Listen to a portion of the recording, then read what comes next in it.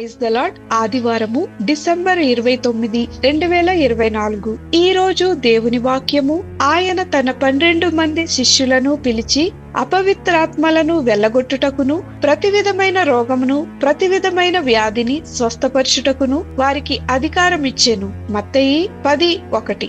నేను ఉన్నట్లు ఆ యువతికి నిద్ర పట్టలేదు. జీవితాంతం శారీరక వైకల్యం ఉన్న ఆమె తన ఉన్నత విద్య కోసం చెల్లించడానికి విరాళాలు స్వీకరించడానికి మరుసటి రోజు చర్చ్ బజారులో నిలవాల్సి ఉంది. కానీ నాకు ఏ అర్హత లేదు అని షార్లెట్ ఇలియట్ తనలో తాను మదనపడసాగింది. తన పడకపై ఇటూ అటూ తిరుగుతూ ఆమె తన ఆధ్యాత్మిక జీవితంలోని ప్రతి అంశాన్ని పరిశీలిస్తూ తనకున్న అర్హతను ప్రశ్నించసాగింది. మరుసటి రోజు ఇంకా నెమ్మది లేక చివరకు డెస్క్ దగ్గరికి వెళ్లి పెన్ను కాగితాన్ని తీసుకుని, ఇప్పుడు మనకెంతో సుపరిచితమైన ప్రసిద్ధ సంగీతం జస్ట్ యాజ్ ఐ యామ్, నేను ఉన్న పాటుగా వచ్చెదను అనే పదాలను రాసింది. ఉన్న పాటున వచ్చుచున్నాను నీ పాద సన్నిధికి ఓ రక్షక.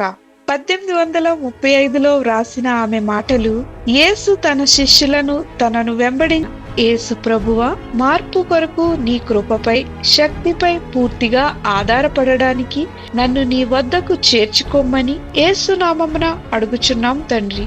ఆమేన్.